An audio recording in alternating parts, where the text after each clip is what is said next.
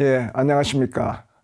2026 서울사이버대학 입시계획 시리즈 명사특강을 맡게 된 홍양호라고 합니다. 저는 서울사이버대학교 통일안보북한학과 학과장이신 이지영 교수님께서 최근 제가 출간한 절대로 포기할 수 없는 통일하도라는 책을 읽으시고 이 책이 통일 문제에 대해서 가장 중요한 내용들이 많이 기술되었다면서 서울사이버대학교에 수강하고 계시는 모든 학생들이 한번 이 내용을 들었으면 좋겠다는 초대 말씀에 계셔서 이 자리에 서게 되었습니다. 절대로 포기할 수 없는 통일하도라고 제가 이 책의 제목을 선정한 이유는 저는 젊었을 때부터 통일의 목표를 가지고 정부에서 통일부에서 30년간 일을 하고 또 퇴직한 이후에도 대학에서 강의를 하거나 민간 통일단체에 참여하면서 통일 문제를 계속 하도록 생각하고 활동을 하여 했습니다. 이번에 분단 80주년, 강복 80주년을 맞이하여서 저희 40년의 통일 인생의 경험을 기록으로 남기고 통일 문제에 관한 관심이 많으신 분들이 이 내용들을 함께 공유해 주셨으면 좋겠다는 생각에서 이번에 절대로 포기할 수 없는 통일하도라는 제목으로 책을 발간하게 되었습니다. 오늘 제 소개를 먼저 간단히 드리면 저는 현재 민간 통일 단체인 남북상해통합연구원 이사장으로 활동하고 있으며 과거 경력을 말씀드리면 제18대 통일부 차관을 역임하고 그 이후에 2011년부터 2014년까지 개성공단, 북한식 표현을 하면 개성공업지구 관리위원회 위원장을 3년간 역임했습니다. 퇴직한 이후에는 이화여자대학교 북한학과 협동과정 초빙교수, 그리고 서울대학교 행정대학원 경영교수, 한국행정학회 통일특별위원장, 국민대학교 한반도미래연구원 원장을 역임했고 한국정부와 독일정부 간에 결성된 한독통일자문위원회 한국측위원을 7년간 역임한 바가 있습니다. 오늘 말씀드릴 그 순서는 이 책을 왜 절대로 포기할 수 없는 통일하도록 선정한 이유가 무엇인가로부터 시작해서 제가 통일부에서 30년 동안 일해온 내용, 그리고 개성공업지구 관리위원회에서 3년간 일해온 내용, 그리고 민간에서 활동했던 내용을 소개를 해드리고, 그리고 나서 최근 우리 사회에서 이슈화가 되고 있는 2013년 말에 북한의 김정은 위원장이 이야기한 남북관계는 적대적 두개 국가론이라는 것을 선언했는데 이에 대한 우리 사회의 여러 가지 다양한 의견들을 짚어보면서 최근 통일 환경 진단과 우리의 자세가 어떻게 되어야 될 것인가, 그리고 나는 앞으로 통일 문제를 어떻게 생각하고 나아갈 것인가 하는 제 마음의 각오를 정리하는 그런 순서로 진행을 하겠습니다.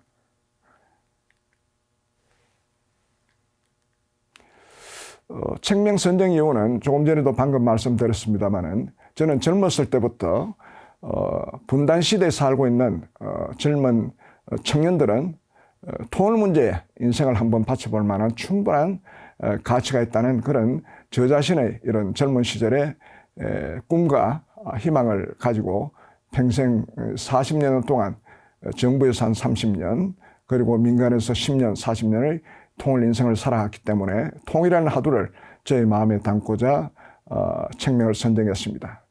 그리고 또한 이와 같은 책명을 선정한 것은 방금 말씀드린 대로 북한이 갑자기 2023년 12월에 남북한 관계는 과거에 김일성, 김정일 시대 때 그렇게 주장했던 하나의 나라, 하나의 조선이라는 그 명제를 이제는 하나의 조선이 아니라 두 개의 조선, 두 개의 나라다. 요즘 북한은 조한 관계라고 하였습니다. 과거에는 남북 관계를 하지만 조한 관계를 하면서 두 개의 국가로 이야기하면서 통일을 할 필요 없다. 북한에 선언했기 때문에 우리에게 충격을 주었습니다만은 뭐 북한이 내부적인 전략적 이해관계 때문에 그렇게 선언한 것에 대해서는 또 이해하는 측면도 있다 하지만 우리 사회에서도 북한의 이러한 두 개 국가론에 동조하는 내용들이 나타나서 이것은 아니다 하는 생각에서 우리는 하나의 나라, 하나의 민족 반드시 통일해야 됐다는 그런 각오와 결심들을 담을 필요가 있다는 생각에서 그런 제목을 적었습니다. 특별히 우리 미래 세대에는 통일 문제에 대한 무관심이 높아지고 있습니다. 그래도 과거에 통일 인식 조사를 해보면 젊은 청년들도 통일이 필요하다는 내용이 적어도 한 50% 이상은 되었는데 요즘 와서는 젊은 세대들이 통일에 대해 필요하다 하는 것이 뭐 여러 가지 조사 기관에 따라서 다르지만 한 30%대, 뭐 심지어는 한 25%대 이런 식으로 통일 문제에 대해서 무관심하기 때문에 우리 미래 세대에 대해서 통일 문제의 중요성을 일깨워주는 일이 필요하다는 그런 생각에서 저는 이번에 책명을 절대로 포기할 수 없는 통일하두 그런 책 제목을 정했습니다. 금년이 강복 80주년이자 분단 80주년입니다만은 2차 대전 이후에 분단국 중에 이미 1975년에 베트남이 공산화 무력 통일이 이루어졌고 1990년에 독일이 동독 시민들의 자유민주 항거에서 서독 체제에 편입한 통일이 이루어졌고 또 1990년에 남북 예멘이 서로 합의해서 봉합 통일이 이루어졌습니다. 뭐 예멘의 경우에는 그 뒤에 통합 과정이 혼란스럽고 소프트 랜딩 하지 않아서 또 재분리되었다가 다시 1994년에 통일이 됐습니다. 어떻게 되었든 분단 국가 중에 3개 국가가 이미 오래전에 통일이 되었습니다만은 우리 남북한은 자나 깨나 우리의 소원은 통일이라고 그렇게 말을 많이 하고 북한도 앞장서서 조선은 하나다 하고 통일에 앞장섰습니다만은 80년이 지난 이 시점에서 여전히 분단이 되어 있고 또 분단의 통일을 되기 위한 미래의 전망이 밝지 못한 상태이기 때문에 정말로 안타까운 현실을 목도하고 있습니다. 그럼에도 불구하고 우리는 통일을 절대로 포기할 수 없기 때문에 저는 40년의 경험을 반추해 보면서 앞으로 우리가 어떻게 해야 할 것인가를 제가 말씀을 드리도록 하겠습니다.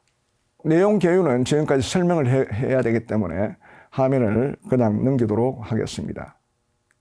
제가 통일부에서 27년간 통일 업무를 추진하면서 경험하고 또 느꼈고 깨달았던 그런 내용들을 중심으로 해서 몇 가지 말씀을 드리도록 하겠습니다. 제가 통일부에서 처음 근무할 때 가장 중요했던 것이 북한을 제대로 알아야 되고 국제 정세에 대해서 제대로 알아야 통일 문제를 종합적으로 이해할 수 있다는 것을 알게 되었습니다. 그래서 저는 북한에 대해서 외국에 가서 공부를 하고 또 국제정치 공부를 했습니다. 통일 업무의 기초는 북한에 대해서 제대로 알아야 되고 우리 한반도의 주변 국제정치 환경에 대해서도 제대로 알아야 통일 문제를 제대로 접근할 수 있고 문제를 해결하는 방법을 모색할 수가 있었습니다. 두 번째는 과거에는 지금은 많이 남북 당국 간의 회담이 끊겨 있어서 안타깝습니다만은 과거는 주로 남북 관계의 문제를 풀기 위해서 남북 관계의 여러 가지 많은 이슈들에 대해서 당국 간에 회담을 했습니다. 회담을 하는 가운데 북한의 협상술 이것이 독특했습니다. 그래서 북한과 상대해서 문제를 풀어 나가는 데는 북한의 특유의 협상 방식, 전략 전술에 대한 철저한 공부가 이해가 필수적이라는 것을 제가 알게 되었습니다. 세 번째는 남북 간의 교류 협력을 추진해서 서로 가까이 되고 민족 공동체를 구성하는 일이 중요한 일입니다만은 그에 못지않게 그 뒷 배경에 있는 군사 문제, 북한 핵 문제 해결을 하지 않고는 남북 관계가 획기적으로 한 걸음씩 한 걸음씩 나갈 수 없다는 현실을 목격하게 되었습니다. 그래서 남북교류협력 추진과 군사 핵 문제 해결 방안하는 이것이 또 통일 문제를 해결하는데 아주 중요한 과제였습니다. 다섯 번째는 이와 같은 일들을 하기 위해서는 결국 이것이 사람이 하는 일이기 때문에 통일과 관련된 인재의 양성, 인재들이 정부나 민간 조직 또 대학의 학계에 많이 축적이 되어 있어야 되고 또 통일을 추진하는 여러 가지 조직들이 역량이 강화되어야 된다는 것을 알게 됐습니다. 그래서 통일 업무는 단순하지 않고 북한도 알아야 되고 국제정치도 알아야 되고 또 북한의 협상술도 알아야 되고 또 남북교류협력 추진을 위한 여러 가지 방안 또 군사적인 문제, 북한 핵 문제를 해결하는 이런 방법들도 종합적으로 알아야 되면서 이를 위한 여러 가지 인적 또 조직 역량 구축이 필요하다는 그런 관점에서 통일 업무는 종합적이고 전략적이고 균형적 능력이 요구되는 복합적 과제라는 것을 제가 알게 됐습니다. 어떻게 생각하면 의욕은 강해도 문제를 풀어나가기에는 쉽지 않은 과제가 있기 때문에 이러한 과제를 풀기 위해서는 균형 잡힌 종합적 시각을 가진 인재가 필요하다는 것을 제가 깨닫게 되었습니다. 그동안 저는 뭐 보수 정부든 진보 정부든 역대 정부에서 실무자로서 또 마지막에는 통일부 차관으로서 근무를 했습니다만은 크게 보면 우리의 대북 정책, 통일 정책의 목표는 첫 번째는 우리 민족 공동체 통일 방안에 나타났듯이 첫 번째는 화해 협력과 평화를 정착하는 것입니다. 교류협력을 촉진해서 남북 간의 민족 공동체를 구성하고 또 우리의 목표가 평화통일이기 때문에 한반도의 평화 기반을 구축하는 것이 제일 첫 번째 순서였습니다.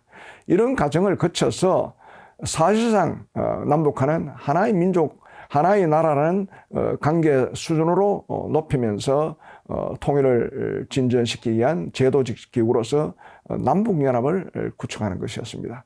이와 같은 상태가 되면 그 이후에는 남북한이 서로 합의해서 하나의 통일국가, 평화통일국가를 수립하는 것이 최종 목표를 달성하는 것입니다.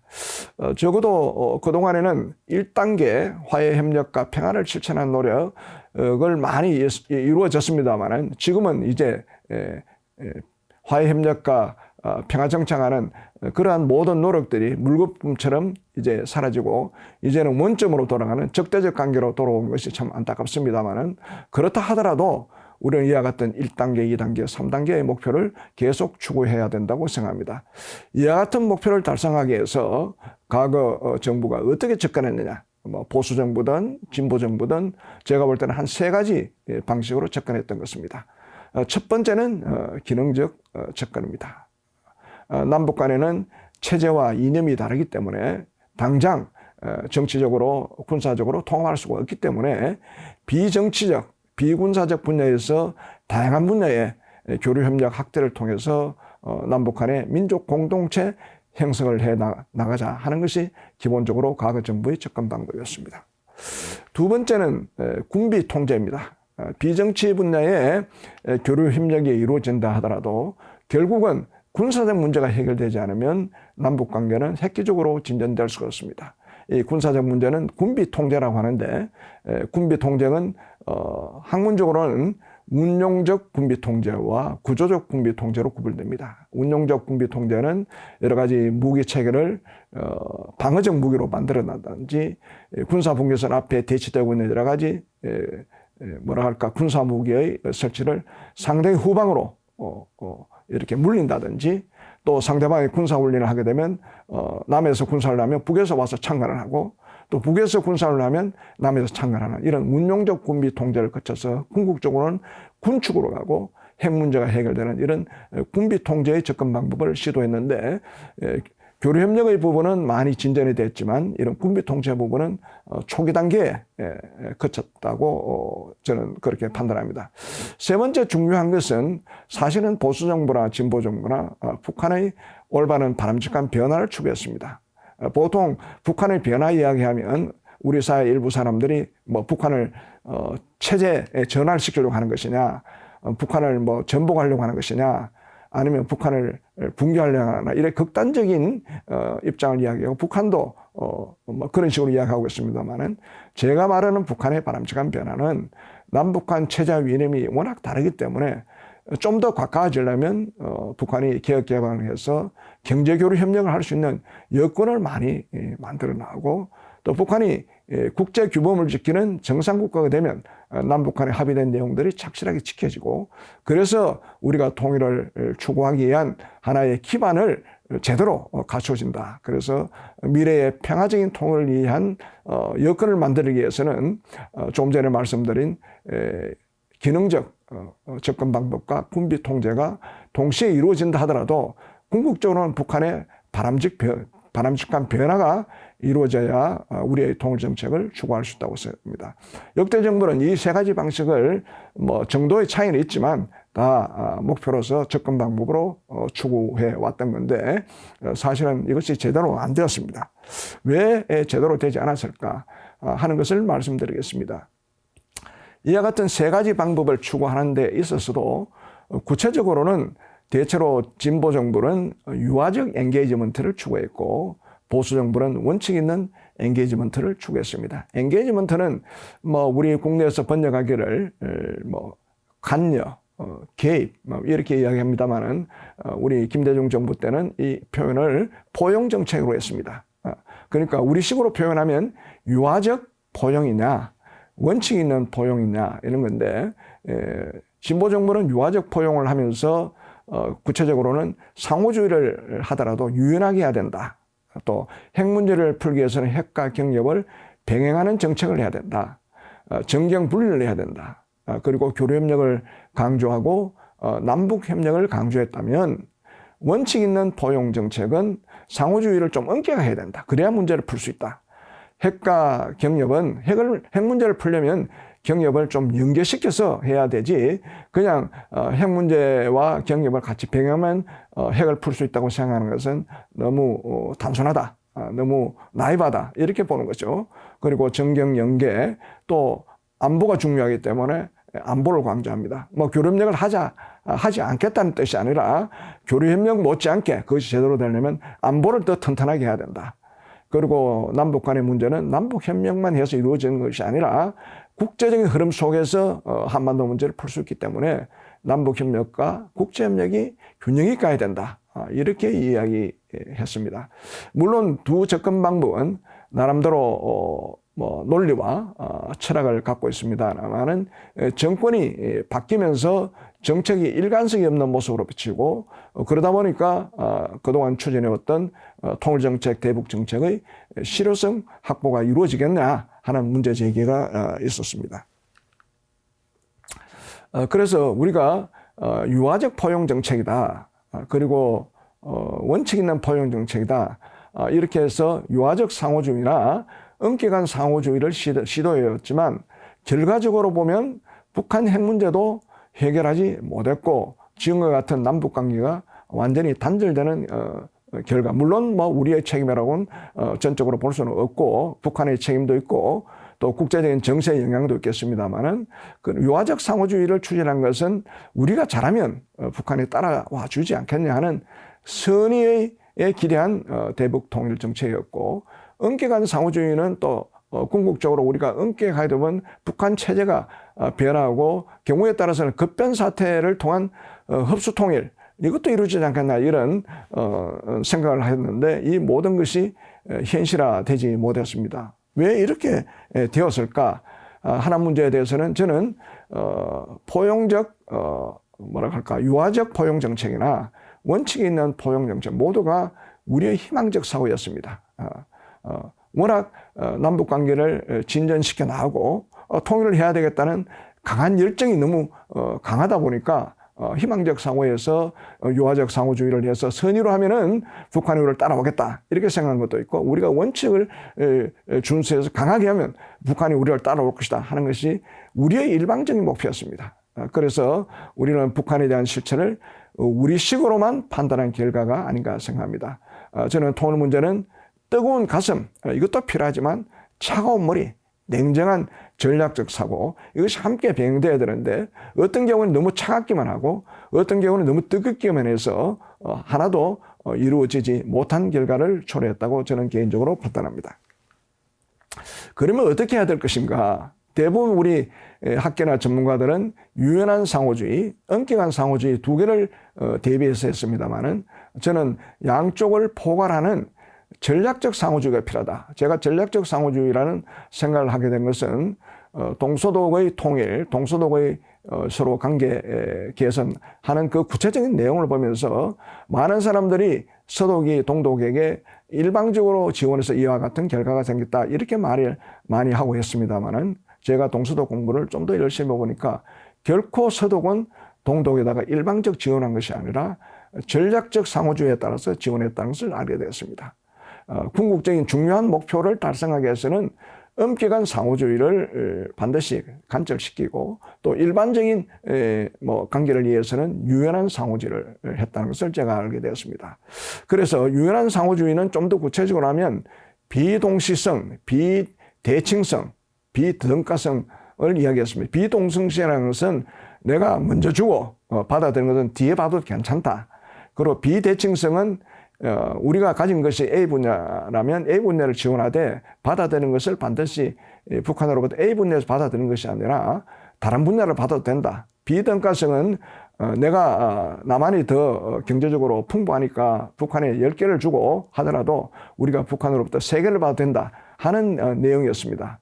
그런 유연한 상호주의이고 엄격한 상호주의는 내가 하나 주면 북한에 하나를 받아야 되겠다 하는 생각인데 이와 같은 생각들이 결국은 북한 핵 문제도 해결하지 못하고 우리가 원하는 대북 통일 정책 목표, 제가 말씀드린 화해 협력, 그리고 군사적 긴장 완화, 북한 핵 문제 해결 이런 것을 우리가 원하는 방향대로 달성하지 못했습니다. 그래서 저는 앞으로 만약에 남북 관계가 다시 과거처럼 재개되고 또 교류협력이 활성화되고 군사적 문제가 상호 간에 논의가 된다면 저는 전략적 상호주의가 필요하다고 생각합니다.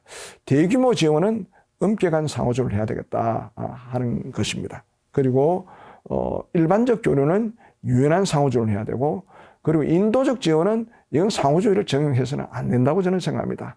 인도적 지원은 순수한 마음으로 무조건적으로 주어야 정책의 일관성이 있다고 저는 그렇게 강조하고 싶습니다. 앞으로 이와 같은 전략적 상호주의를 적용할 수 있는 남북관계가 언제 되게 될지는 모르겠지만 혹시 남북관계가 좋은 돌파구가 마련되어서 과거처럼 돌아간다면 이와 같은 전략적 상호주의를 전개하는 것이 좋지 않을까 저는 그런 말씀을 드리고 싶습니다.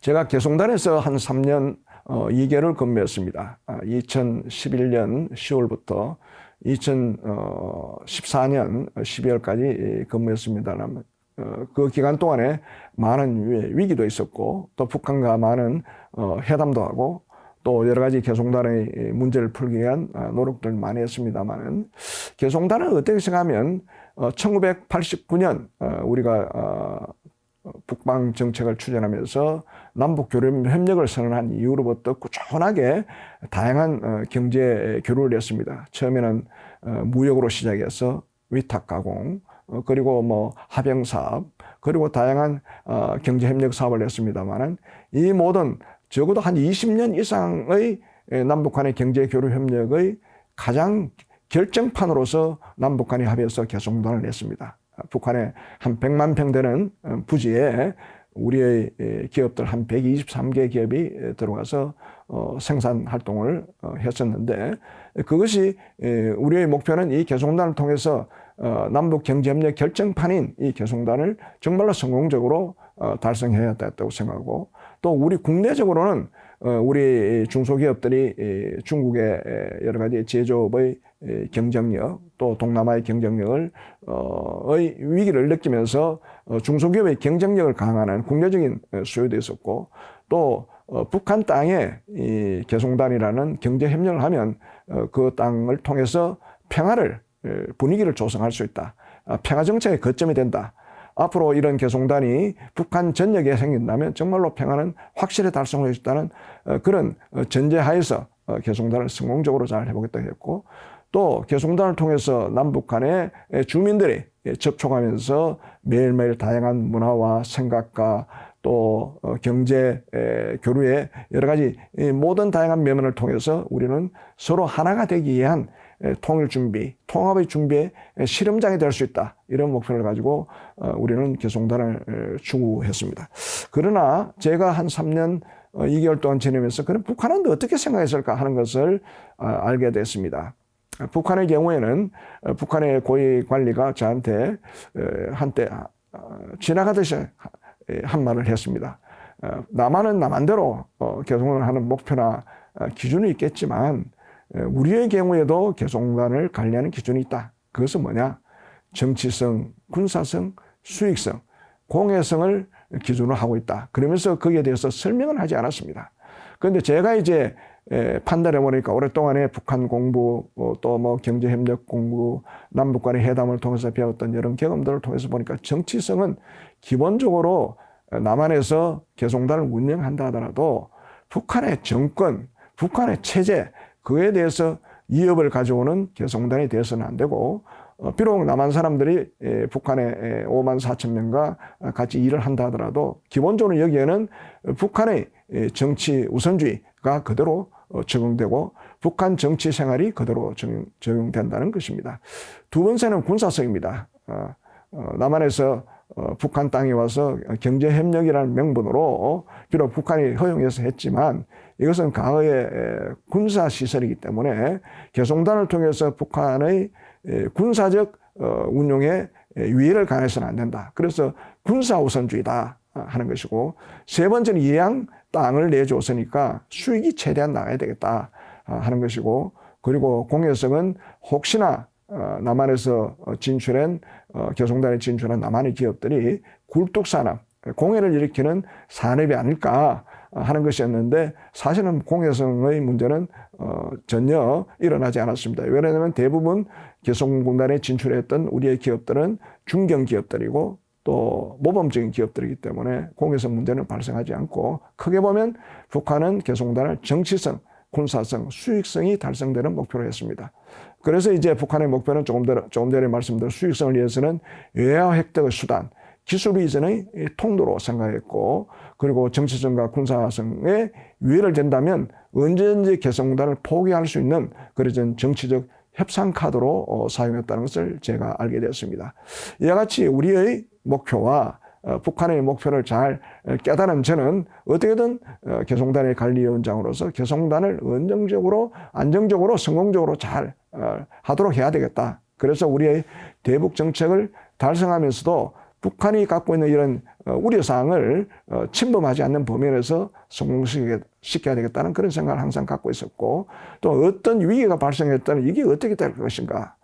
보통 평소에 개성단에는 남한에서 올라간 우리 기업인들, 근로자들이 한 1,000명 정도 됩니다. 사람들의 인명에 관한 문제이기 때문에 위기가 발생하면 이분들의 신변 안전을 어떻게 할 것인가 하는 건데, 제가 2013년 4월 달에 북한에서 갑자기 저한테 통보하기를 거기에 있는 우리 남한 근로자들 모두 나가라, 철수, 강제 추방을 사실상 통보했습니다. 이럴 때 한 달간 동안 북한과 협력하면서 또 회담하면서 또 저희 목표를 달성하기 위해서 북한과 충돌해가면서 성공적으로 우리의 인명이 한 명도 피해 보지 않도록 남한으로 대처했던 그런 위기관리 사태를 제가 해결한 바 있습니다만은, 어떻게든 저희 목표는 우리가 지향하는 목표를 달성하면서 북한이 하는 그런 기준에 궁극적으로 침해되지 않으면서 우리의 목표를 달성하려고 했는데, 2016년에 결국 북한 핵 문제, 미사일 문제 때문에 개성군단이 완전히 중단된 모습을 보고 정말로 안타깝다는 생각을 하면서, 앞으로는 남북관계의 경제협력이나 어떤 일 할 때는 위기관리에 대한 준비, 또 여러 가지 리스크에 대한 리스크를 최소화할 수 있는 방법, 이런 것을 모색하면서 북한과 대규모 경제협력을 해야 됐다, 하지 않으면 되지 않는다 하는 생각을 제가 얻게 되었습니다. 제가 퇴직 후에 이제 민간 영역에서 여러 가지 활동을 많이 했습니다. 주로 이제 그동안에 대학에서 한 6개 대학에서 대학원생들을 한 10년간 강의를 했고, 각종 뭐 통일단체 또 공공기관 등에서 많은 통일 요청이 있었습니다만은, 제가 처음에는 대학에 강의할 때 제가 익숙하지 않았기 때문에 뭐 여러 가지 준비를 많이 해서 이렇게 이야기를 하고 다녔는데, 특히 이제 지방에 가면은 지방에서 강의를 하면 질문하는 내용이 정확한 어떤 사실에 근거하지 않고 질문하는 것을 많이 발견을 하고 나서, 제가 열심히 전국적으로 다니면서 판단은 다르게 하더라도 실태는 정확하게 이해할 수 있도록 해줘야 되겠다. 북한의 현실이라든지 남북회담의 현실이라든지 또 구체적인 남북관계의 특성이라든지 이런 것들을 이해하는 바탕 속에서 판단은 뭐 수강생들이 각자 다르게 한다 하더라도 그것을 위해서 열심히 해야 되겠다 해서 강의를 열심히 해왔고, 특히 민간 통일단체 강의를 많이 하면서 많은 사람들이 좀 더 정확하게 이해하는 것을 모습을 보고 저는 보람을 많이 느꼈습니다. 그럼에도 또 함께 병행해서 민간 통일단체의 활동도 많이 참여했습니다. 제가 대학에서 강의를 하고 민간 통일단체에 많이 참여해서 했던 것은 적어도 정부에서 고위직으로 통일 경험을 했던 사람의 사회적 책임감, 이런 것이 저한테 어깨에 짓누르는 그런 하나의 책임감으로 느껴졌고, 그래서 저는 나와서라도 민간과 대학에서 활동하는 것이 통일 문제를 발전시켜 나가는데, 통일 문제를 공감대를 확산시켜 나가는데 도움이 된다는 생각에서 많이 활동을 했는데, 정말로 저는 잘했다고 생각합니다. 앞으로도 뭐 그런 생각을 가지고 이와 같은 활동을 하려고 생각하고 있습니다. 제가 민간단체와 참여해서 여러 가지 활동했던 그런 모습들이 밑에 사진이 있습니다만은, 의외로 지금 뭐 통일 문제에 대해서 무관심 세대가 많아진다고 하지만, 또한 한편으로는 또 통일 문제에 관심 갖는 또 그룹들이 곳곳에 많이 있습니다. 이와 같은 통일단체에 관심을 갖고 있는 이런 사람들이 계속 활성화되는 것이 우리 민족의 통일에 대한 희망적 어떤 결과를 가져올 것이고, 이분들이 또 곳곳에 뿌리 박혀서 또 젊은 세대들에게 이런 모습을 보여준다면 우리 젊은 세대도 기성세대들이 이런 모습을 보고 자기들도 통일활동에 많이 참여하리라는 기대 속에서 저는 민간단체 활동을 그동안 해왔고 앞으로도 할 생각입니다. 제가 이제 뭐 대학이나 또 민간단체에 많은 통일에 대한 강의를 했는데, 크게 한 제가 6개는 뭐 다양한 또 뭐 통일단체나 학교에서 요청되는 주제에 따라서 강의했습니다만, 제가 특별히 한 6개 정도는 특별히 중심을 두고 강의를 했습니다. 첫째는 북한 정권 체제를 제대로 알아야 된다 하는 것이었습니다. 제가 통일부에 처음 갔을 때 그냥 북한을 일반적인 공산주의 국가로 생각했는데, 알면 알수록 북한은 일반적인 공산국가와 다른 또 하나는 체제가 있었습니다.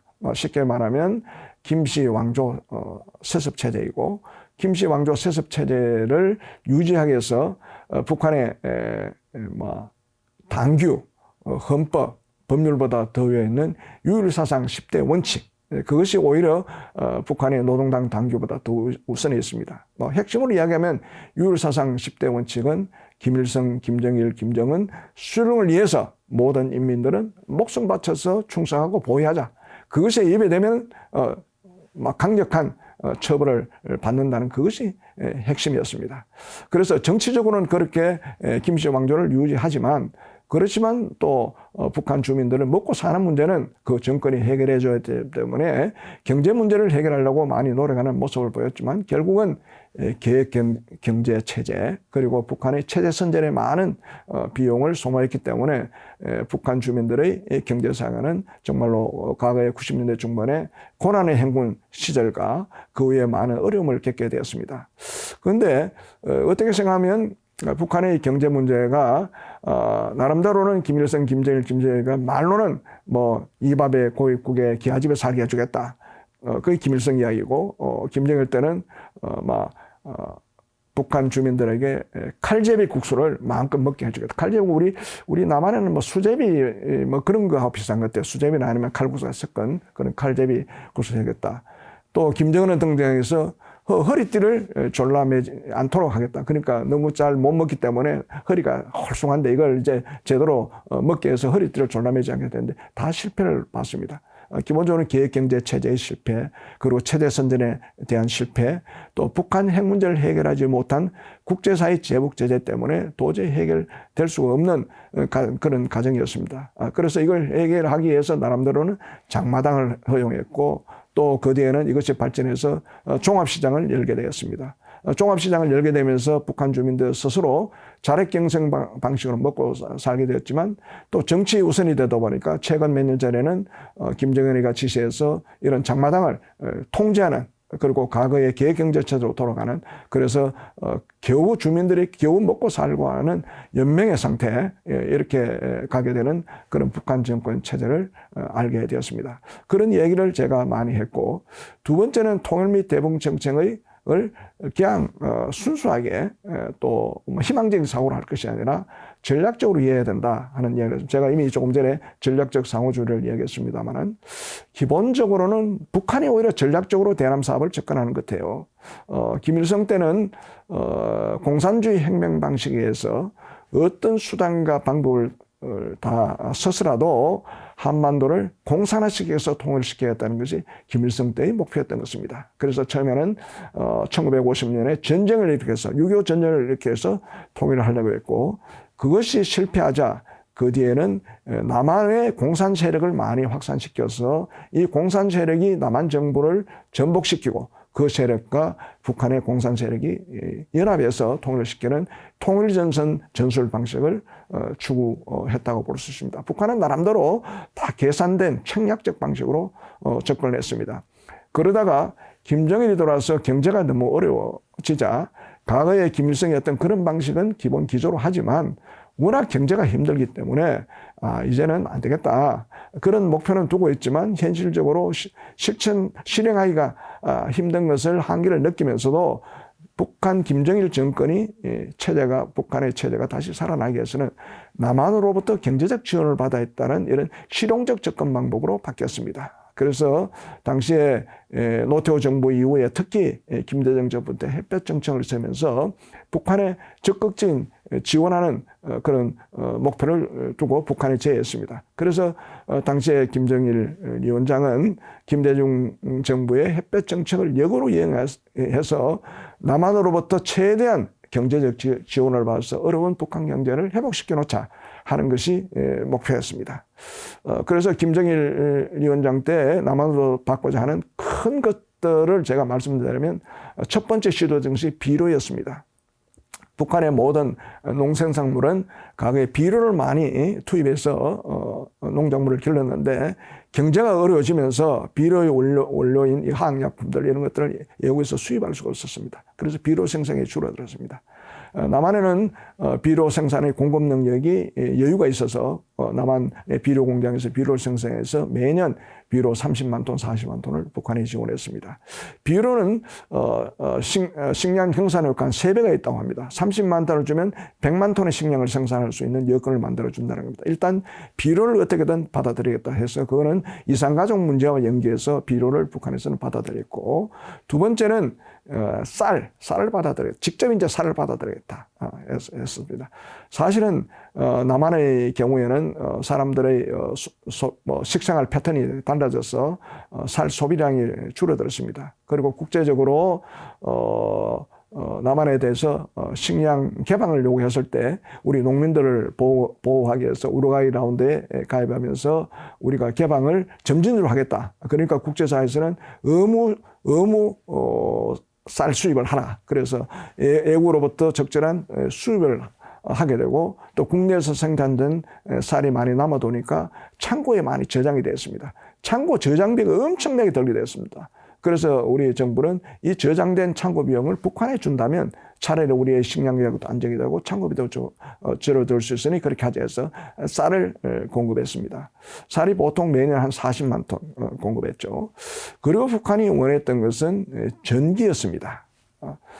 제가 구체적인 이름을 거론하기는 할 수는 없지만 북한의 경제 분야에 상당한 높은 책임자가 저한테 개별적으로 둘이 만나서 이런 얘기했습니다.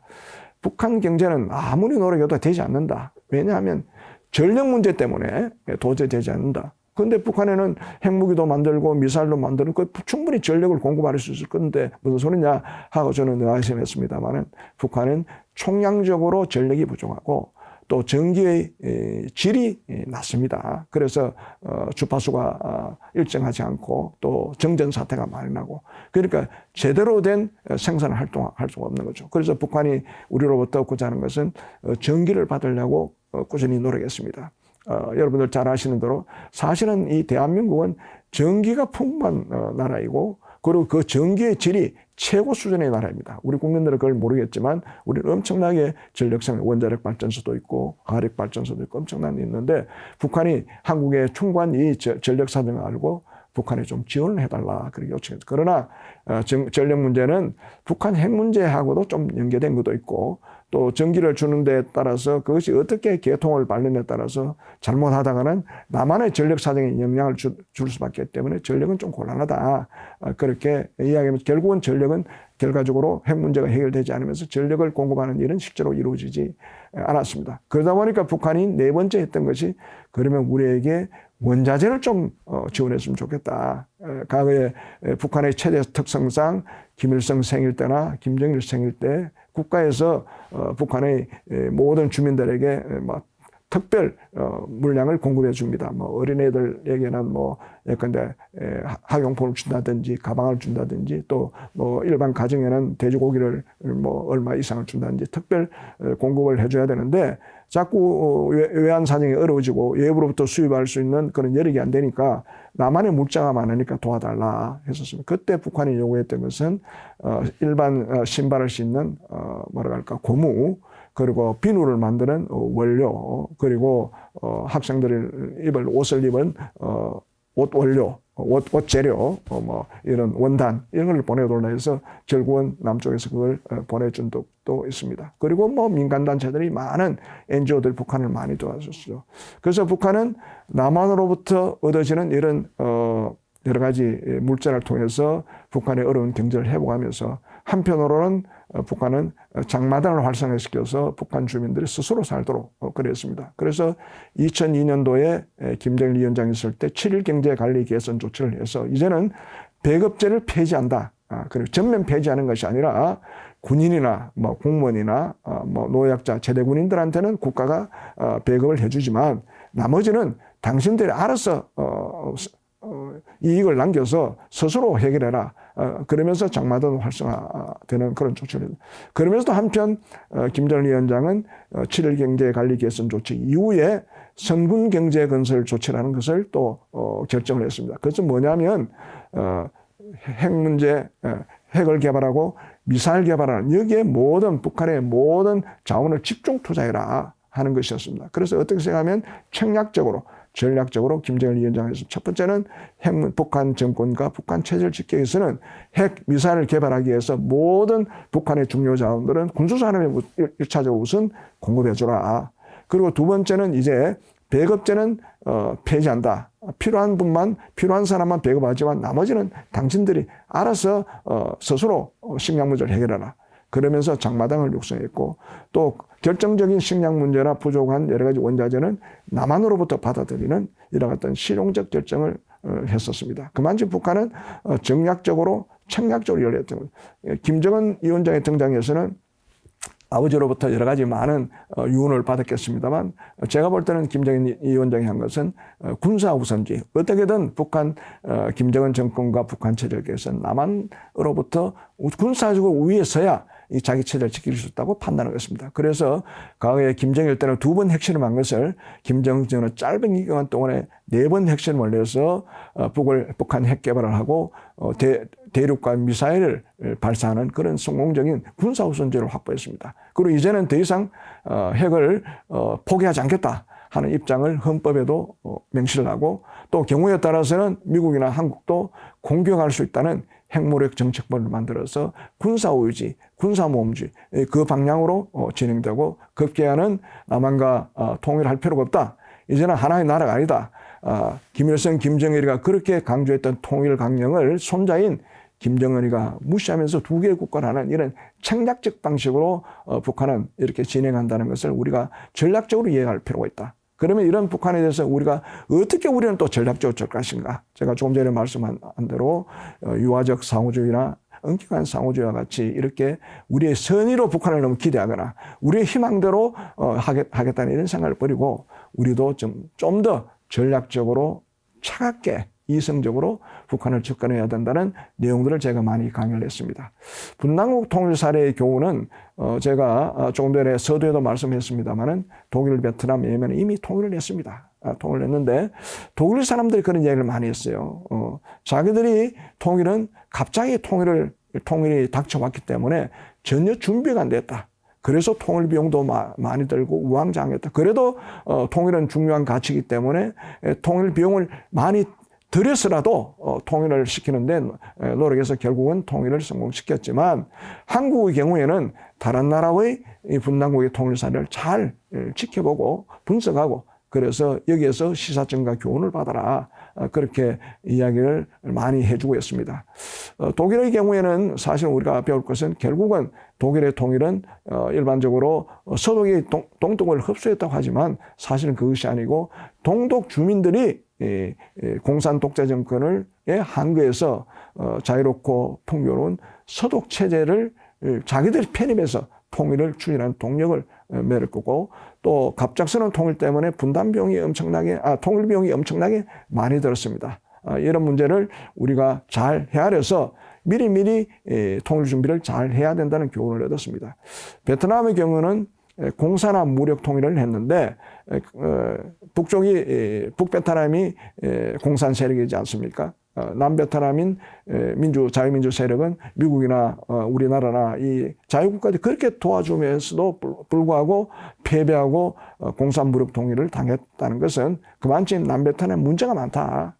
그 문제가 많은 것은 지도자가 부패했고 매일 모든 지식인들이나 종교인들이나 학생들이 데모하면서 사회가 되게 혼란스럽고 또 남베트남 내에 많은 세력들이 북베트남과 연계되어 있는 공산 세력들이 많기 때문에 무너졌기 때문에 그 교훈을 본다면 남한이 북한에 공산화 당하지 않기 위해서는 우선 지도자가 청렴하고 깨끗하고 그리고 우리 사회 전체가 정말로 사회 혼란이 일어나고 통합해 가면서 그러면서 우리 사회가 자유민주 국가에 대한 긍지와 본원을 가지고 똘똘 뭉쳐야 된다. 그래야 우리가 중심이 돼서 통일을 할 수 있다 하는 그런 교훈을 얻을 수가 있고 예멘의 경우에는 우리와 같이 오랫동안의 유구한 민족 역사에 있어서 통일하자고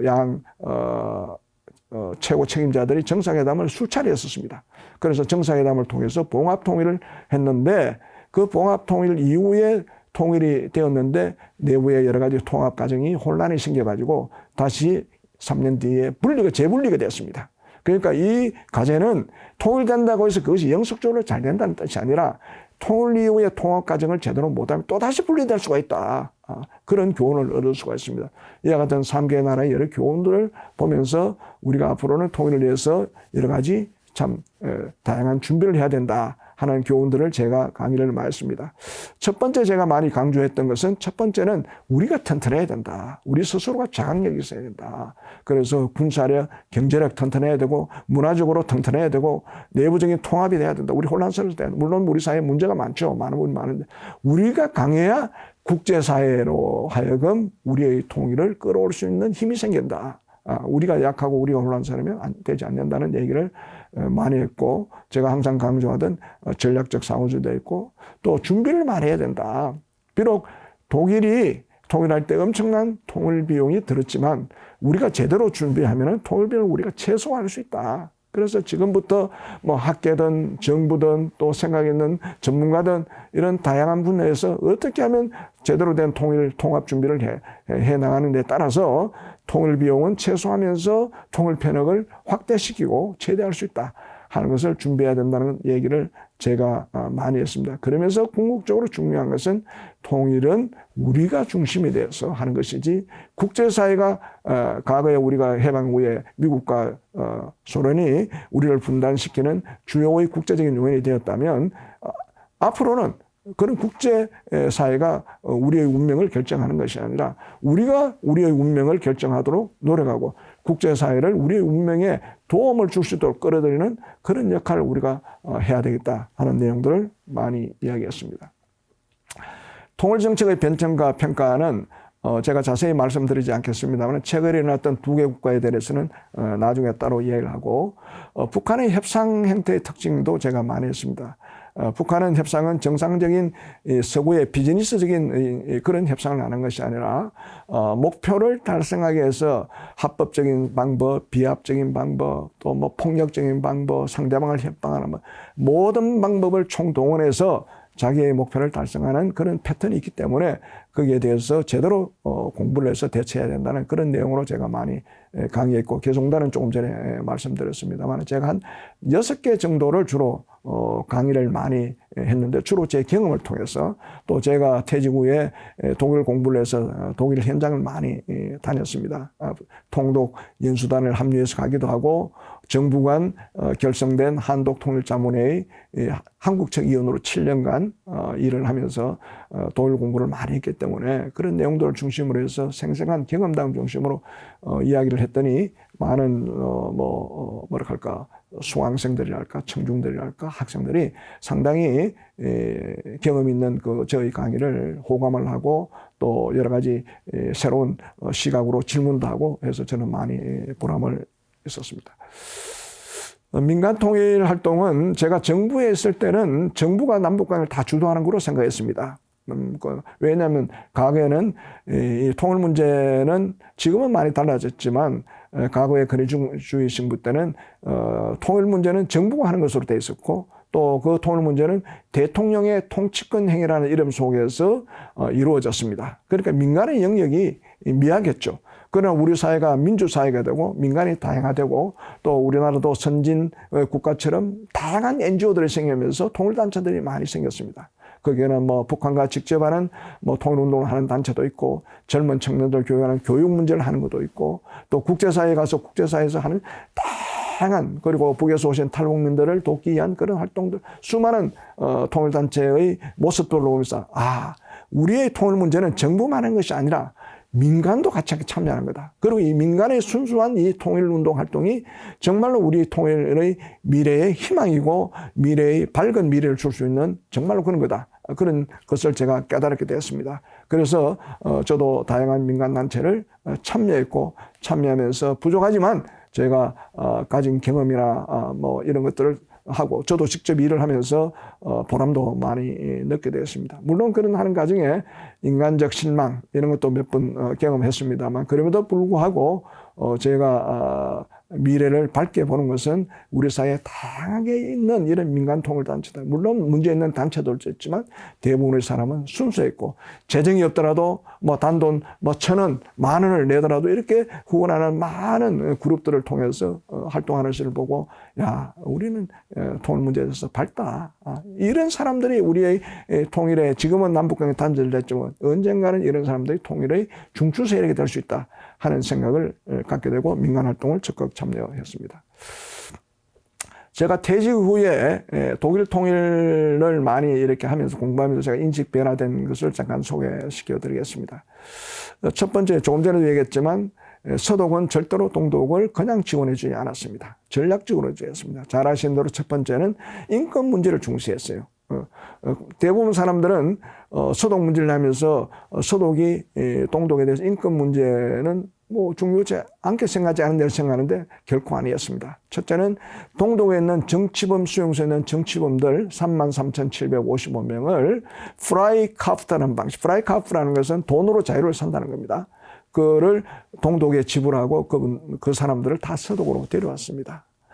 그래서 초기에는 현금으로 줬지만 그 뒤에는 현물로 줬습니다. 초기에 현금으로 준 것은 몇 차례 되지 않고 대부분 현물로 동독편을 현물로 주어서 정치범을 다 석방했는데 이뿐 아니라 서독은 동독에서 탈출하려고 할 때 동독 군인들이 총격으로 총살시키거나 이런 것들을 다 기록으로 남겨가지고 찰즈 게트 북한 동독 인권 기록 보존서를 관리했습니다. 그래서 통일이 될 때 언젠가는 탈출하는 동독 주민들의 신체에 위해를 끼치는 너희 동독 군인들이 사람들을 내가 영원히 기록해서 반드시 징벌하겠다 해서 그렇게 못하도록 하는 이런 것들을 했고, 또한 서독은 동독에 지원할 때 여러 가지 서독이 목표로 하는 여러 가지 교류 협력의 확대, 그리고 청소년의 교류, 자매 결연, 또 서독의 기자들이 동독에 취재할 수 있도록 더 많이 한다든지 이런 것들을 적극적으로 해서 결국은 동독이 허용했습니다. 왜냐하면 동독 경제가 어렵기 때문에 서독으로부터 자금 지원을 받기 위해서는 그렇게 동의를 했고, 더더구나 더 결정적으로 중요한 것은 동독에서 탈출하려면 동독 지역의 지뢰라든지 자동격 발전등들이 곳곳에서 잘못하면 그대로 밟혀서 사망하는 사살되는 그런 시설을 동독에 만들었는데, 서독에서 동독에 지원하면서 거기 있는 지뢰나 자동격 발전 다 제거해라. 그렇지 않으면 우리가 돈을 지원을 해주지 않겠다. 그렇게 동독에 요구했고, 또 동독은 경제적으로 그걸 받아들이면서 동독 군인이 직접 나서서 지뢰를 제거하고 자동격 장치를 다 제거하는 그런까지 있었습니다. 저는 더더구나 놀라웠던 것은 동독이 마지막에 무너지면서 마지막에 한스 모도로 총리라는 동독 총리가 개혁 총리였습니다. 그래서 그 당시에 동독은 바로 통일하는 것을 원치 않았습니다. 그대로 동독 정권이 그대로 유지되는 것이 필요했습니다. 그러나 동독 경제가 워낙 어렵기 때문에 서독에 또 돈을 좀 지원해달라, 쉽게 말하면 차관 자금을 달라, 이렇게 했을 때 서독에는 어떻게 했느냐. 그러면 이제는 너희들이 동독 정권을 민주화시켜라. 그렇지 않으면 돈을 주지 않겠다. 그러니까 다당제, 당을 당해서 국민이 선택해서 만드는 정부로 만들어 가도록 가라 했을 때 동독 정권은 공산 독재 정권이기 때문에 그거는 못하겠다. 그러니까 서독에서는 돈을 지급해 주지 않았어요. 그만큼 서독은 동독에 지원할 때 철저하게 전략적 지원을 했다는 것을, 일방적인 지원을 절대로 해주지 않았습니다. 대부분 과거에는 우리가 햇볕 정책을 쓰면서 서독이 동독에 일방적으로 많이 지원했고 이렇게 많이 홍보를 했는데, 사실은 제가 퇴직 후에 동서독 공부를 그렇지 않았다는 걸 알게 되었고, 두 번째는 한국 사회에 많이 알려졌던 것이 서독이 동독을 흡수 통일했다고 알려졌습니다.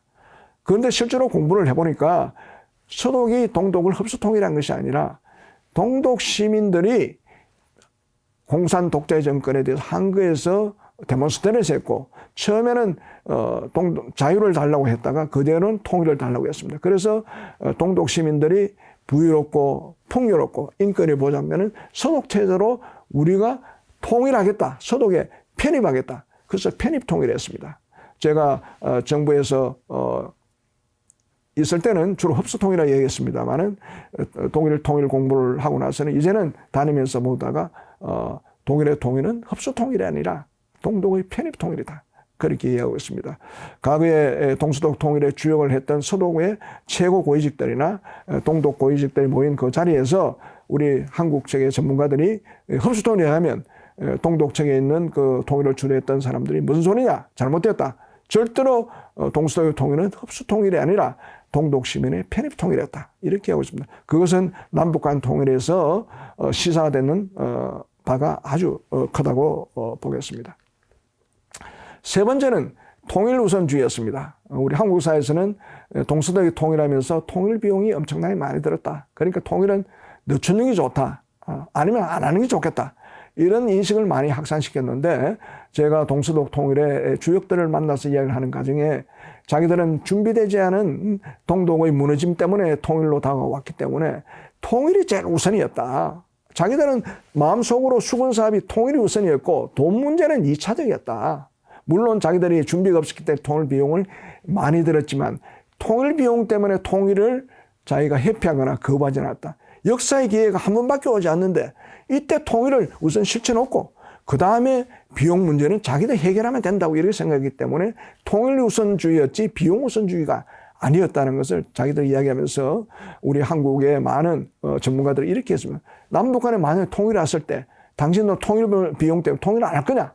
이렇게 반문했습니다. 그런 얘기할 때 제가 얼마나 창피했는지 모릅니다. 왜냐하면 우리 이 남한의 많은 한국의 전문가들은 항상 독일 사람 만나면 통일 비용이 어떻게 들었냐, 조달이 되느냐, 통일 비용 때문에 통일을 천천히 하는 게 맞지 않냐 이런 얘기를 하니까 독일 사람들이 속으로 냉소를 한 거죠. 한국 사람들한테.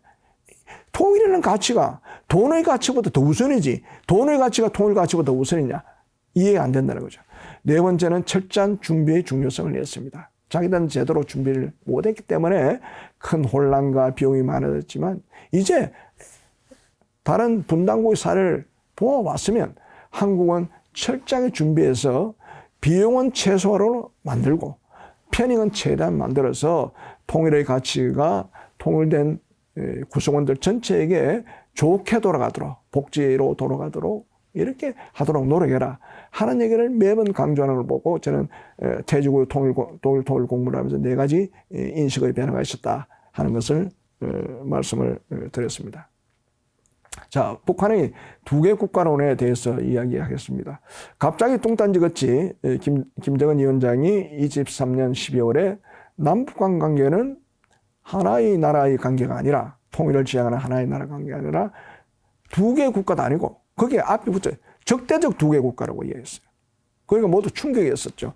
물론 그 전에 북한이 내면적으로 두 개 국가로 하려는 조짐이 있긴 있었습니다. 우리 전문가들이 그렇게 봤는데 특히 하노이 미국 정상회담 실패를 보고 나서 이제는 우리의 길을 간다고 했을 때 그때 북한이 남북관계의 일을 북한의 통전부나 조국통일위원회가 하는 것이 아니라 예무성이 이야기한다든지 또 뭐 우리 민족 제일주의 그러니까 김정일 때는 우리 민족끼리 우리 민족 제일주의를 많이 했는데 김정은 때는 우리 민족이 아니라 우리 국가 제일주의 그러니까 북한 국가 제일주의 이렇게 바뀌기도 하고 다양한 표현을 많이 썼겠습니다. 그리고 뭐 시차를 차이 나게 한다. 1시간 차이를 나게 한다든지 뭐 등등 이래서 아 북한이 두 개 국가로 가려고 하는구나 하는 생각을 우리 전문가들이 타진하기 시작했습니다. 그때 저는 내면적으로 그렇게 하더라도 공식적으로는 못할 것이다. 저는 개인적으로 그렇게 생각했어요. 왜냐하면 김정은이라는 그 존재는 김일성, 김정일, 백두혈통의 후계자, 세석 왕조였고 북한에는 수령은 절대 무료고 또 김일성이나 김정일 죽어도 영원히 우리와 함께 계신다는 영생탑을 모시는 종교의 1대 교주, 2대 교주의 정신을 받아서 3대 교주 그것도 손자가 갑자기 물려받았기 때문에 절대로 그 선대 수령들의 통일 강령을 무시할 수 없고 거역할 수 없다고 이렇게 생각했는데 전적으로 갑자기 바꿔버린 거죠. 그래서 야 이거는 이렇게 바꾼 것은 뭔가 북한이 엄청난 내면적인 문제와 전략적 판단을 한 것이다. 저는 그렇게 생각했습니다. 그때 이제 나왔을 때 우리 사회의 전문가는 두 가지 견해가 있었습니다. 북한의 두 개 국가로는 남북한의 교류를 해보니까 피해는 우리가 보더라. 나만의 문화교류, 나만의 사상 침투 이것이 북한 사회를 흔들 정도로 나오니까 이제는 북한 김정은 정권 체제를 방안에서는 남한하고 단절하는 것이 우리 체제를 지킬 것이다 하는 방어적 입장, 수세적 입장에서 했다는 그 견해가 당시에는 우리 정부와 전문가들의 한 7, 80%가 그렇게 생각했고 공세적 입장은 아니다. 북한이 전해하는 것은 수세적으로 한 것이 아니라 이미 이제 핵무기를 만들었고 미사일도 만들었으니까 무력으로 더 위에 섰으니까 언젠가는 남한을 공격하기 위해서는 과거에는 우리 민족끼리 우리끼리 잘 살자 뭐 우리가 언제 남한을 공격하기 위해서 핵무기를 만들었냐 미국을 위해서 했지 이렇게 했고 그렇게 주민들이 이야기했는데 남한을 공격하기 위해서 명분을 축적하기 위해서는 남한은 이제 적이다. 우리의 같은 민족도 아니고 통일을 목표로 하는 하나의 나라도 아니고 다른 나라다. 이렇게 명분을 축적하는 것이 필요해서 공세적 입장에서 미리 명분을 만들게 한 거다. 그리고 실제로 김정은 위원장이 군부대에 가서 그렇게 이야기했어요. 우리가 남한을 공격하기 위해서는 저는 적대적인 국가이기 때문에 우리가 공격하는 것이다. 이렇게 계속 이야기가 달았습니다. 그래서 특히 정치 군사적 전문가들은 북한이 저렇게 두 개 국가라는 공세적 입장에서 했다. 이렇게 했는데 그거는 한 20% 정도 되는 것 같아요. 지금도 뭐 수세적 입장이 좀 더 강하지만 저는 개인적으로는 수세적 입장이 기본이지만 공세적 입장도 전혀 무시해서는 안 된다 하는 생각을 저는 갖고 있습니다만 그러나 지금 현재 대부분은 수세적 입장이 우리 사회에서는 주류로 그렇게 되어 있습니다. 일단 판단은 수세적 입장에서 두 개 국가를 내었던 공세적 입장에서 두 개 국가를 내었던 우리가 어떻게 대처하는 게 맞겠느냐 하는 데 대한 논쟁이 주로 금년부터 많이 진행이 되었습니다. 첫째는 두 개 국가는 그대로 수용하자. 상대방이 두 개 국가로 하자 하니까 우리도 뭐 그렇게 할 수밖에 없지 않느냐. 차라리 두 개 국가로 해서 통일을 중시하보다는 두 개 국가로 남아서 서로 군사적 긴장 같은 것을 하지 말고 평화롭게 지내는 것이 더 좋지 않느냐. 그리고 심지어는 헌법까지 개정해서 하자는 그런 그룹이 있는 반면 아니다. 무슨 소리냐. 우리는 통일을 해야 되고 당연히 통일을 위해서는 하나의 나라로서 그렇게 과거에 1992년에 남북 기본을 하면서 또 남북한이 그렇게 합의했다. 우리는 나라와 나라의 관계가 아니라 통일을 지향하는 잠정적인 특수관계, 동서독 방식으로 그대로 유지했고 또 우리의 현행 실정법인 남북관계 발전법이라든지 다른 법에도 그렇게 규정되어 있다. 그리고 또 우리가 그렇게 가야 나중에 통일의 기회가 왔을 때 북한에 대해서도 통일하자고 국제사회에서도 통일하자고 할 수 있지. 만약에 우리가 지금 두 개의 국가를 하면 북한의 입장에서도 두 개의 국가니까 자기가 어려울 때 남한이 통일하자고 할 수도 없고 또 국제사회에서도 이미 남한이 두 개의 국가를 선포했는데 왜 당신들이 통일하려고 하냐 하면서 적극적인 지지가 없을 것이다. 더더구나 러시아나 중국은 통일을 원치 않기 때문에 더더구나 남한이 북한으로 진출한 것은 국제법적으로 어긋났다고 일하기 때문에 절대로 우리는 하나의 나라, 통일을 지향하는 관계 이것을 반드시 고수해야 된다. 이런 걸 해야 된다는 건데 대체로 두 개 국가로는 한 30% 정도 되지 않나 싶은 생각이 들어요. 그런 하나의 국가로 그대로 가야 된다. 하나의 나라는 게 한 70% 정도 있는데, 현재 정부가 여기에 대해서 상당히 혼란을 주는, 그런 발언을 하고 있는데, 제가 그에 대해서는 자세히 말씀을 드리지 않겠습니다만은, 저는 기본적으로 우리는 통일을 위해서는 하나의 나라, 하나의 민족, 통일을 지향하는 관계로 가야 된다. 현실적인 문제가 뭐였냐면, 과거에 동독이 서독으로 동독민이 서독으로 넘어올 때 서독 사람들은 동독이 두 개의 국가로를 주장했다 하더라도 서독은 우리는 같은 민족이고 독일인이기 때문에 동독인이 서독인으로 들어오면 바로 서독인으로 바로 국적을 인정해 줬습니다. 지금 우리가 탈북민들이 중국을 거쳐오든 바로 어디를 거쳐오든 한국 땅에 들어오는 그 순간 한국 국민으로 받아주는 것은 이건 하나의 나라, 하나의 민족이기 때문에 그렇게 자동적으로 되는 겁니다. 만약에 두 개의 국가로 명령해버린다면 우리 스스로가 탈북민들이 예컨대 중국에 탈출했다. 과거에는 중국에 들어가서 한국 대사관 오면 우리가 우리 국민으로 바라는데 중국 입장에서는 남북한은 두 개의 국가이기 때문에 그 사람들을 남한 국민이라고 인정할 수가 없어요. 그러나 하나의 나라로 인정해야 대한민국 대사관을 떠나면 자동적으로 우리 국민으로 받아주는 겁니다. 그러니까 탈북민들 입장에서 심각한 문제가 발생하였고 현실적으로 과거에 동독이 두 개의 국가를 계속 주장했습니다. 그런데 서독에는 주장을 받아들이지 않은 결정적인 계기가 1972년에 동서독 기본조약을 할 때 두 사례는 사실상 국가관계에 비슷한 내용도 있으면서 또한 하나의 민족 하나의 국가 내용이 중첩되어 있었어요. 그걸 근거로 해서 동독은 이제 서독이 동독을 국가로 인정했다고 주장하면서 이제 동서독 관계는 대상안을 설치하자. 이렇게 했습니다. 대상안을 설치한다는 것은 두 개의 국가를 인정한다는 뜻인데 그때 서독은 우리는 절대로 두 개의 국가가 아니다. 사실상 국제적으로는 두 개의 국가를 활동한다 하더라도 우리 사이는 예국이 아니다. 서독이 동독을 예국으로 인정하지 않는다. 그래서 우리는 상주대표부를 만들어야 된다. 국가를 인정하지 않을 때는 보통 연락대표부나 상주대표부를 건설합니다. 그걸 서독에 관철시켜서 동독에 서독의 상주대표부가 생기고 서독에는 동독의 상주대표부가 생겼습니다. 그만큼 서독도 끝까지 통일을 위해서 두 개의 국가를 받아주지 않았습니다. 그러니까 동서독에 그런 선례도 있고 실질적으로 우리에게는 통일을 목표로 가야 되기 때문에 그리고 탈북민들이 한국 사회에 앞으로 계속 넘어올 때 대한민국 국민으로 받아줘야 되기 때문에 우리는 두 개의 국가로 받아서는 절대로 안 된다는 것이 제 개인적인 소신이고 저의 책 절대로 포기할 수 없는 통일화도의 그 내용에도 그렇게 명시되어 있습니다. 제가 외교관들의 얘기를 들으면 어느 나라에 탈북민이 그 나라에 억류가 됐어요. 그때 우리 대사가 그 나라에 찾아가서 이 사람은 대한민국 국민이다. 왜 당신들이 이 사람을 억류하느냐. 그래서 대한민국으로 끌어왔다는 얘기였습니다. 그러니까 대사 입장에서는 북한 주민은 대한민국 국민이기 때문에 해외에 나와 있을 때 다른 나라 그 나라의 국가가 북한 탈북민들을 억류할 때 찾아가서 당당히 주장할 수 있으니까 이 사람은 대한민국 국민이야. 당신은 타치하지 마라. 내가 데려가겠어. 그렇게 해서 한국으로 데려왔다는 그런 사례를 제가 발표하는 것을 보았을 때 이 두 개의 국간을 받아들이냐 안 받아들이냐가 얼마나 현실적으로 심각한 문제라는 것을 우리가 깨달아야 됩니다. 이제 최근 통일환경진단과 우리의 자세에 대해서 말씀드리겠습니다. 사실은 현재 상당히 통일환경이 불리하게 전개되고 있는 것이 사실이고 이것 때문에 우리 사회의 통일무관심을 정대시키는 요인도 되고 있습니다.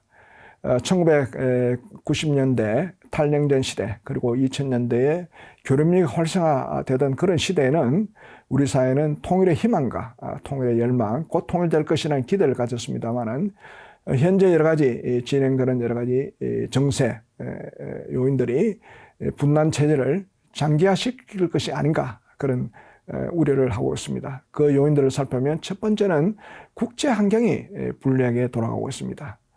우리 한반도의 통일을 위해서는 주변 우리 한반도를 둘러싸고 있는 주변 강국들이 서로 협력하고 화해 무드가 돼야 되는데 지금은 미중 패권 경쟁이 상당히 오랫동안 진행되고 있고 또 진행될 거라고 생각합니다. 그리고 최근에 러시아와 북한, 중국이 신냉전 구도 그리고 미국과 한국과 일본이 또 한 구도 연대하는 이런 신냉전 구도가 된다면 한반도의 통일의 환경들이 대립관계로 진행되기 때문에 화해협력이나 교류협력이나 이런 진도가 나가는 것이 참 어렵게 되는 그런 상황입니다. 언제까지 진행될지는 알 수 없는 국제정세라는 것은 항상 언제든지 변할 요인들이 있기 때문에 현재로서는 불리한 환경이 정리되고 있다는 걸 말씀드리고 또 기본적으로는 통일이 되려면 북한 체제가 조금 달라져야 되는데 오히려 북한 체제는 김씨 왕조 세습 체제가 더 진행되고 있고 또 군사적 긴장이 완화되어야 되는데 오히려 군사적으로 더 긴장이 격화되는 북한 핵 미사일 개발이 되고 남북 관계를 적대적 두 국가 관계로 단정되어 있기 때문에 더더구나 더욱더 힘들어지는 과정이 있습니다. 그와 더불어서 우리 사회도 설사 그렇다 하더라도 우리 사회는 통일에서 더 결합되고 통일의식이 높아져야 되는데 이런 상황 때문에 통일 무관심이 정대되어 있고 미래의 통일을 담당할 젊은 세대들이 특히 통일 무관심이 정대되고 있다는 것이 심각한 과제로 다가오고 있습니다. 그러면 이럴 때 우리는 어떻게 해야 될 것인가 하는 것이 중요합니다. 과거에 이제 그 이야기를 하기 전에 필자가 그동안 남북경을 하면서 마음속에 강하게 각인됐던 것은 제가 1992년에 북한에 갔을 때 저와 만났던 북한 사람 한 사람이 저한테 갑자기 이런 질문을 했어요. 홍 선생 통일되겠습니까? 이야기합니다. 그래서 제가 의아했죠. 나를 시험하는 건가? 북한은 자나깨나 통일하는데 왜 나한테 통일되겠냐고 보느냐 하고 제가 상당히 긴장된 마음으로 그냥 저는 있는 그대로 아니 무슨 말씀을 하십니까? 남북한은 통일이 돼야 되죠. 당신들도 자나깨나 통일을 하고 우리도 우리의 소원은 통일하고 이렇게 하고 있으니까 통일돼야 될 거 아닙니까? 했더니 그분 하는 말이 홍생 통일 안 됩니다. 남북의 권력자가 자기 권력 내놓겠습니다. 통일이라는 것은 한 권력을 내놔야 되는데 어떻게 권력을 누가 내놓겠습니까? 남쪽이 내놓겠습니까? 북쪽이 내놓겠습니까? 이런 뜻이에요. 최근에 김정은이가 두 개 국간을 이야기할 때 했던 얘기가 통일이라는 것은 제로섬이다. 제로섬. 남쪽이 주도해서 통일이 되든 북쪽이 통일이 되든 하나를 내놔야 되는데 그게 어떻게 가능하냐. 그건 있을 수가 없다. 그래서 통일이 불편하다는데 통일은 그만큼 권력 정치적인 성격이 강하다는 것을 제가 알았고 또 급변 통일 문제를 아무리 얘기했지만 그것은 우리의 희망적 사고지 북한이 붕괴시키게 되지 않는다. 북한도 하나의 나라이고 또 북한이 어려워진다 하더라도 주변에 러시아나 북한을 지원하는 중국도 있고 또 북한이 위기가 온다 하더라도 북한에도 새로운 정권이 또다시 세워질 수 있다. 그러니까 지나치게 급변 통일 문제에 올인해서 모든 것을 바치는 것은 아니다. 유사시에 급변 통일 왔을 때는 대비하는 준비는 해야 되지만 오로지 국변 통일이 곧 이루어질 수 있는 국변 통일 올인하겠다고 생각하는 것은 저는 잘못된 생각이다 하는 것을 느꼈고 세 번째는 예멘처럼 통일된다고 해서 반드시 통일이 성공적으로 간다는 법은 없다. 예멘처럼 통일이 되도록 재분리될 수가 있다. 그러니까 통일을 하려면 제대로 준비되고 재분리되지 않도록 우리가 철저하게 준비해야 된다는 것을 제가 깨달았고 네 번째는 동서독 통일 과정을 보면서 현장에 가서 보니까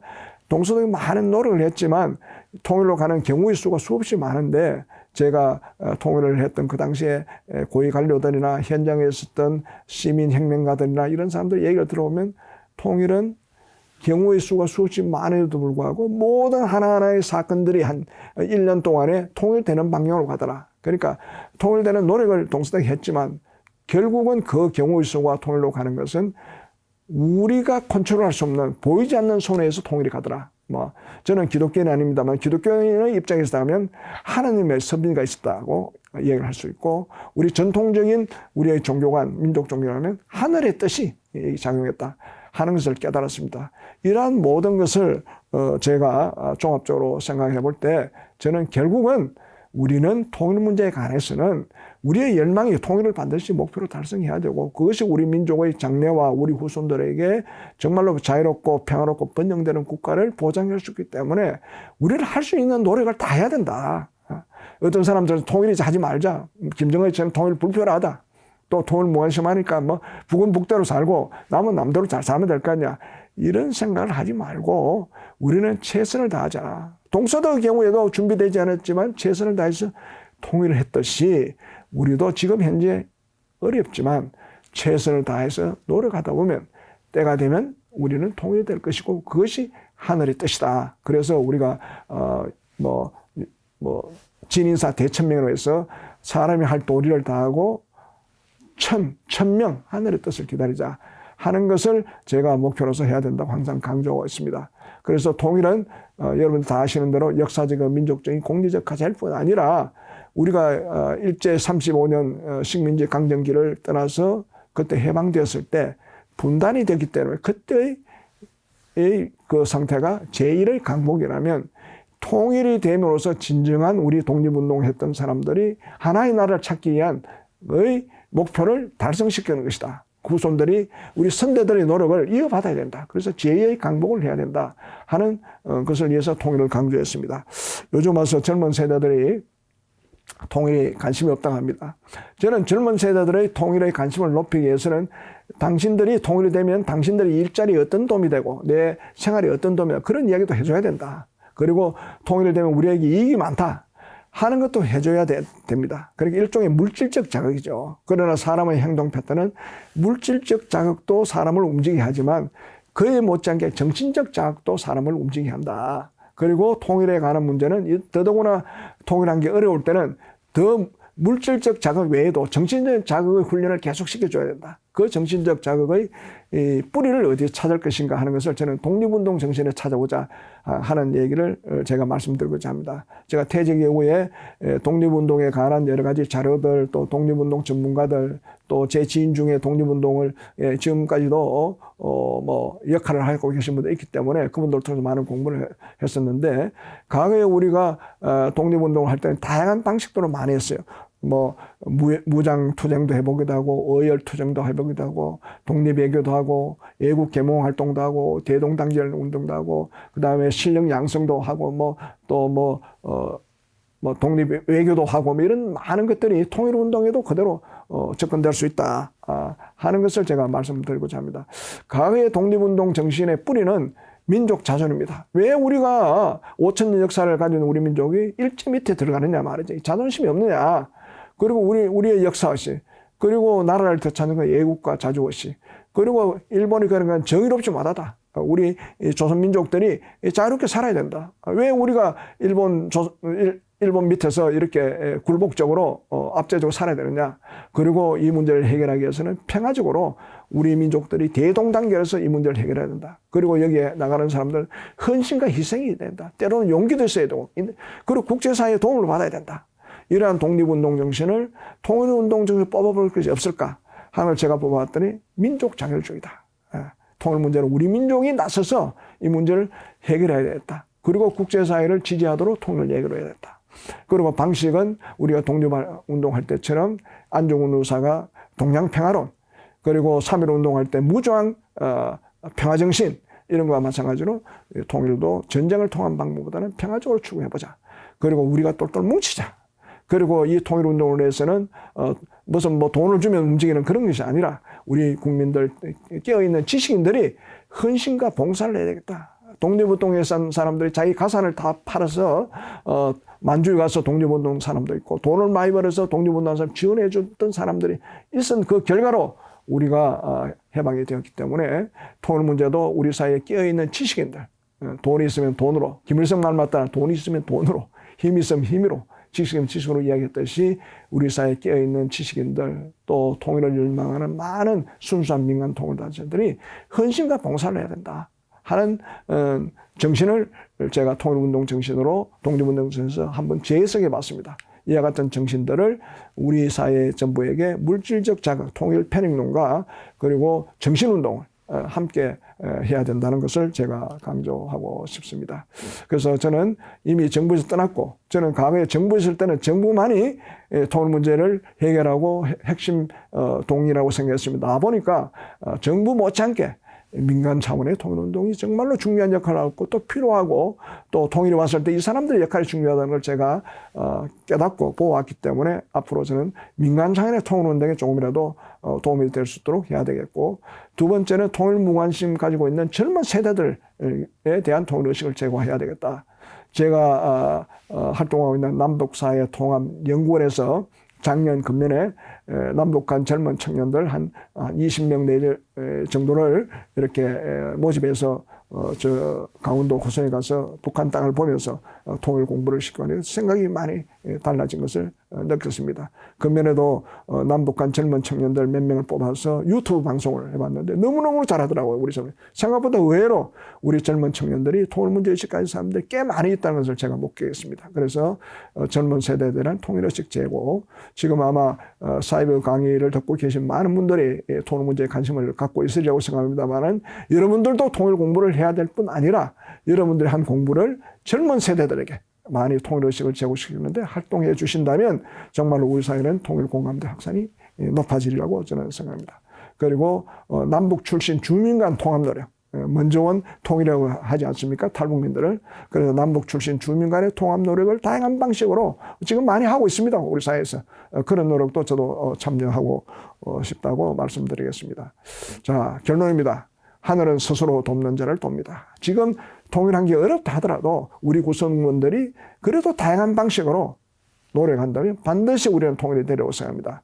일제 35년 강점기 때 일본은 세계적인 슈퍼파워였습니다. 미국과 상대할 수 있는 그런 슈퍼파워였지만 우리의 민족 선배들은 정말로 어려운 고난을 겪으면서 만주든 연해주든 미국이든 남미든 유럽이든 어디 가서라도 뭐라 할까, 민족 독립운동 투쟁을 하면서 결국은 우리의 독립을 찾았듯이 통일 문제도 우리가 노력한다면 반드시 통일될 수 있다는, 하늘은 스스로 돕는 자를 돕는다는 이 명제를 가지고 저는 이 강의를 마치도록 하겠습니다.